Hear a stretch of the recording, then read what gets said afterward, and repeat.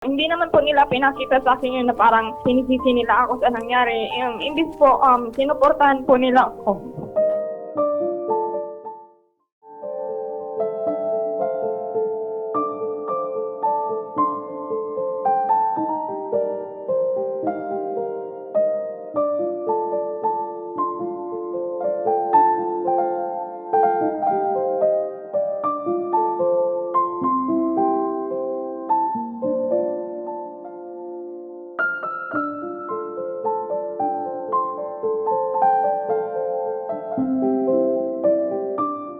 Kumusta ngayon ang kalagayan mo, Diana? Sa ngayon po, sir, okay naman po and nagpapasalamat po at tapos na po ako sa aking chemo. Kumusta naman yung mga magulang mo lalo't na ngayon meron kang dinaramdam na sakit? Panganay po ako, yung dapat ako na po yung maaasahan nila. Hindi naman po nila pinakita sa akin yun na parang sinisisi nila ako sa nangyari. Imbis po, sinuportahan po nila ako.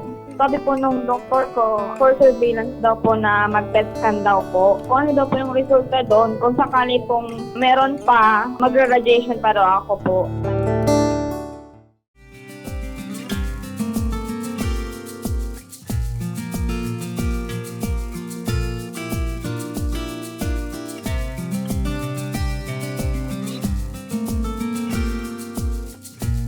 Inaprobahan na po na ako dito ang hinihinging medical assistance ni Ate Diana Rose, no? Na nag-ahalaga ang 60,000. Sura kay Diana Rose ang kanyang guarantee letter. Once again, thank you po kay Congressman Saldo po at kay Congressman Jill Bongalon and kay Sir Alvin po na nandito at binigay po ang oro mismo na tabang para sa akin.